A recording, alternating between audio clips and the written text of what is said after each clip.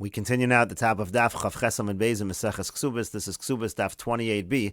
The Bryce over here continues apotropos. Let's say a person designates his Eved to be an apotropos. O shehiniach tefillin b'fnei Rabbo, or let's say you have a situation where an Eved is putting on tefillin in front of his Rebbe. O shekara shlosha psukim b'beis hakneses, or let's say this Eved is reading 3 psukim in the shul. Harezel o yatzel l'cheiros. So the Bryce says none of these things are enough to say that this Eved should go free. Rashi over here says, "Hareza lo yatzel l'cheiros v'lo amrinon ilav d'shichrei lo have a yosef mine." We don't say, well, if not for the fact that he was free, he wouldn't be borrowing from this Eved. V'lo have a shavakli linog minag ben chorm. He wouldn't let him act as though he's a free man. In any case, the point of bringing this is v'shaminan mina. We see from this brayso that diyesh Eved shalom Torah, that you do have avodim who learn Torah. We said in the previous Amud that an Eved does not learn Torah. And the Gemara answers, Hasam over there, de ikri Eved midaito. There we're talking about where the Eved is just learning on his own. But kiko aminim, what were we saying before on the previous Amud? The kanoig bei minag banim. We were saying the person is testifying. I remember as a youth that he was sent to school, and then after school he would go and he would get truma, and therefore you're testifying that he's a kohen. So there already he's certainly not an Eved, because you wouldn't send an Eved to a school in the same way that you would send a free child. And the Gemara continues at the two dots. The Mishnah said again, a person testifies that he remembers this particular person as a child. He would go immerse litvachol betruma. He would immerse in order to eat truma. And the Gemara says betruma derabanan. We're talking here specifically about truma derabanan. Rashi over here says betruma derabanan could go in trumas chutz laretz. For example, truma chutz laretz or peiros, or let's say it refers to fruits. Hemninu lahani lachil alpiyam. So then, if the person testifies, I remember he was a kohen. I remember when I was a child. We'll allow that person now to eat truma derabanan, but we're not going to necessarily allow him to have truma midoraisa. And the Gemara continues at the two dots. The Mishnah said v'shahaya cholek imanu alagora. And again, I remember that this individual, he used to come to the granary to receive the truma. So again, it's evidence that he's a kohen. And the Gemara again asks v'dilma Eved kohenu. Maybe he wasn't actually a kohen. Maybe he was just the slave of a kohen. And the Gemara says, no, Tanan Kaman Amar, our Mishnah follows the one who says, Ein Cholk and Truma LaEved al Imkein Rabo Imo, that we don't distribute Truma to the Eved unless his Rebbe, unless his master is there together with him. The Tanya, as we learned in a Brisa, Ein Cholk and Truma LaEved al Imkein Rabo Imo. The Tanakama says, Rabbi Yehuda says, we do not distribute Truma to an Eved unless his master is with him. Divrei Rabbi Yehuda, again, that's the opinion of Rabbi Yehuda. Rabbi Yossi says, Yachol Hu Sheyomar, person can say, Im Kohen Ani, Tnuli B'Shvil Atzmi. If I'm a Kohen, give it to me because I'm a Kohen. V'im Eved Kohen Ani, and let's say I'm the slave of a Kohen, Tnuli B'Shvil Rebbe. So you should give it to me because of my master. So in other words, it's fine to distribute to an Eved even if his master is not there. And the Gemara explains the machlokas. But Mekomo Shel Rabbi Yehuda, in the place of Rabbi Yehuda, Hayamalin Mitrum Yuchsin. They used to say that if a person took truma, that would be evidence that he can even be considered a Kohen in terms of yichus, and therefore it would be problematic to give it to the Eved if his master wasn't with him, because then you'd have a situation where you might be mal him for yichus, and really he's an Eved.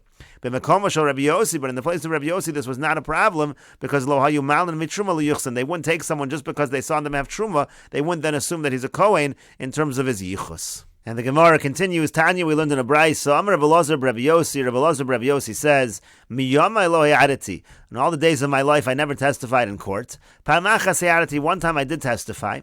V'helu Eved l'kun al piyam. Because of my testimony, they ended up turning an Eved into a Kohen, which is a big problem. And the Gemara says, Helu, did they really raise him from being an Eved to a Kohen? Sal kadaydach, does that enter your mind? Do you really think that's what happened? Hashto ma behemton shel tzadikim. Now, if when it comes to the animals of the righteous, Ein HaKadosh Baruch Hu maybe takala al yodam. HaKadosh Baruch Hu doesn't cause some kind of stumbling block to occur because of the animals of the tzadikim. So tzadikim atzmam lo kol shekain. So don't you think tzadikim certainly should be protected from that on the basis of the words of a tzaddik like Rabbi Elazar Rabbi Yossi? This would never happen, that they would make an Eved into a Kohen. And so the Gemara revises the story as follows: Ella rather bikshu lahalos Eved lakuna alpi. They sought to make an Eved into a Kohen based on my testimony, but it never actually came to fruition. And what was the issue? Chaza bi'asri Rabbi Yossi. The issue was that he saw in the area of Rabbi Yossi, he saw that this particular individual was taking truma at the granary. V'yazal v'yasir bi'asri Rabbi Yehuda, and then he went and testified about that in the area, in the locale of Rabbi Yehuda. And again, in the area of Rabbi Yehuda, they would raise someone from truma to yuchsin, and that's why this almost became an issue. And the Gemara continues at the two dots. The Mishnah said, "V'shahamokum hazeh beis haprasu." A person is allowed to testify that he remembers as a katan that this area was a beis hapras, which is an area that's tameh. And the Gemara says, says, my time, and what's the reason we accept his testimony in this case? Because Beis HaPras D'Rabbanan, because Beis HaPras, the whole Tumah there is only D'Rabbanan anyhow, so we can be lenient. D'Yamar Rav Yehuda Mar Shmuel, because Rav Yehuda said in the name of Shmuel, Menafeach Adam Beis HaPras, a person can walk through a Beis HaPras and blow on the ground in order to see if there's any bones over there, and that's a kind of leniency we would not apply if it was D'Oraisa. That shows that it's only D'Rabbanan. And similarly, Rav Yehuda Barami, Mishmei de Rav Yehuda Amar, Rav Yehuda Barami says in the name of Rav Yehuda, Beis HaPras Nidash Tar, let's say you have a Beis HaPras and people stepped all over it, it becomes pure. My time, and what's the reason? Because it's impossible if you have a bone that's like the size of a barley, when you start treading on it, it's going to become smaller, and it's not going to be a problem. And again, that's a leniency we would apply to an area that's only Tamei Midrabbanan, and since it's only Tamei Midrabbanan, we can rely on this kind of Eidus. And the Gemara continues at the two dots. The Mishnah said, V'yad kan hayinu boin b'Shabbos. You can testify, I remember as a minor that it was until here that the Tchum of Shabbos was. And the Gemara explains, Kasavar Tchum in D'Rabbanan. Our Mishnah holds that Tchum is only a din midrabbanan, and again, therefore, that's why we're lenient. And the Gemara continues at the two dots. The Mishnah said, Veinemon lomar derech hayu leploni v'makom hazeh, ma'imuru misbet hayu leploni v'makom hazeh. A person is not allowed to testify that I remember as a minor that this particular property belongs to so-and-so. There was a path to this person, or let's say there was a ma'imid and misbet to this person in this particular place. That's not allowed. And the Gemara says, my time, what's the reason? Because we can't rely on this testimony to take money away from somebody else. This property is presumed to belong to someone else, and now this person is coming and saying, as a minor, I remember it belonged to a different person. That's not allowed to take away the property from one to the other based on this kind of testimony, which is really only remembered at the time the person was a minor. And the Gemara continues, Tana Rabbanan, the rabbis taught, Nemon hatinok lomar, a child is believed to say, Kach amar li abba, so my father told me, Mishpacha zu tahora, this family is a pure family, Mishpacha zu tameya, this family is an impure family. The Gemara clarifies, Tahoru tameya sal kadaitach, you think we're talking about purity and impurity? How do you have a family that's pure, a family that's impure? It doesn't even make any sense.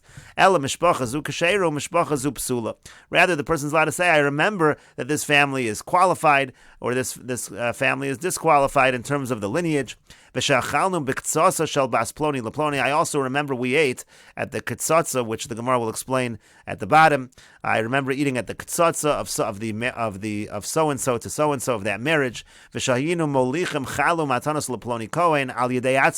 believed to say, I remember taking challah and the gifts of kahuna to so and so who was a kohen, if he's testifying that he brought it directly, meaning to say that as a child his father gave it to him to bring the challah to this person. But he can't testify that I remember someone else delivering it. It has to be that he's testifying to what he himself did. The Kulanim Hayaovid Kochavim in Eskayar. Now the Brisa says, in all of these cases, if the person was an idol worshiper who was converting, or Eved V'Nishtacher, he was an Eved and then he became free, and he testifies to something that he remembered as a non-Jew, or he remembered that happened while he was a slave, Einem on him. So in that case, they are not believed. And the Bryce also says, again, a person is not believed to say that such and such a path belonged to so-and-so in this place, or such and such a Maimed and Mispid area belonged to so-and-so in this place. Again, like our Mishnah said, we don't rely on this testimony when it comes to property. Rabbi Yochanan ben Broka says, no, in these cases they are believed. And the Gemara now clarifies, Rabbi Yochanan ben Broka Ahaya. What is Rabbi Yochanan ben Broka going on? Ilema Seifa, if he's going on the Seifa in terms of the property, Afuke Memonahu, they were taking away money, that would not make any sense that Rabbi Yochanan ben Broka would allow that testimony. Elo HaReisha, rather, it's going on the Reisha, it's going on the beginning in terms of believing somebody who used to be Jewish or used to be an Eved. It says, V'kulavim hayovid kochavim in Eskayar Eved v'nishtachar ein emonim. Again, it said in the Tanakama that if he was a non-Jew and he converted, if he was a slave and he became free, he's not believed to testify something that happened while he was an Ovid kochavim or an Eved. Rabbi Yochanan ben Broka omer nemonin. Rabbi Yochanan ben Broka says no, in such a situation he is believed. And so the Gemara says, so what exactly is the machlokas between the Tanakama and Rabbi Yochanan ben Broka? And the Gemara explains, Tanakama Savar came in Dovid Kochavim, who the Tanakama holds, since he was not Jewish, so lo havadaik, he wasn't careful, and therefore you can't accept his testimony. But Rabbi Yochanan ben Broka Savar, and Rabbi Yochanan ben Broka says no. Kevon dedaite likyure meidak havadaik, since he had in mind that he was going to convert, so he actually was careful in terms of what he saw, and you can accept that testimony. And the Gemara continues, my kitzotza. What is this kitzatza that it said at the beginning of the brisa? It said the person can testify he remembers a kitzatza by such and such a wedding. And the Gemara explains the Torah Rabbanan that the rabbis taught. Ketzad kitzatza. How does a kitzatza work? Let's say one of the brothers, a person's brother, marries a woman that's not fit for him in terms of yichus, in terms of lineage. So it's a marriage that really has a certain disqualification. So boin b'nei mishpacha, so the people of the family can come. Umevian chavis malei peros, they bring a barrel full of fruit. V'shover no sa be'emtzer rechav, and they break it in the middle of the street. V'yorim, and they say, Achenu beis Yisrael, our brothers beis Yisrael. Shimu, listen, Achenu ploni nasa isha she'ena hogeneslo. Our brother so and so, he married someone he shouldn't have married. It's a disqualified situation.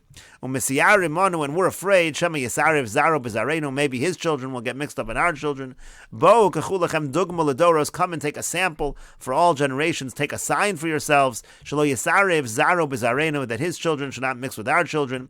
Vizuhi kitzatza. That is the kitzatza ceremony. Basically, this person is testifying he remembers as a child. They did a kitzatza to show that this marriage was really a disqualified marriage. Sha'atinok nemon l'hoyd oleh, that again, as a child, you're believed to testify on that. Hadron alocha isha shenesarmala. This is the conclusion of the second parak of Mesechet Kesubos.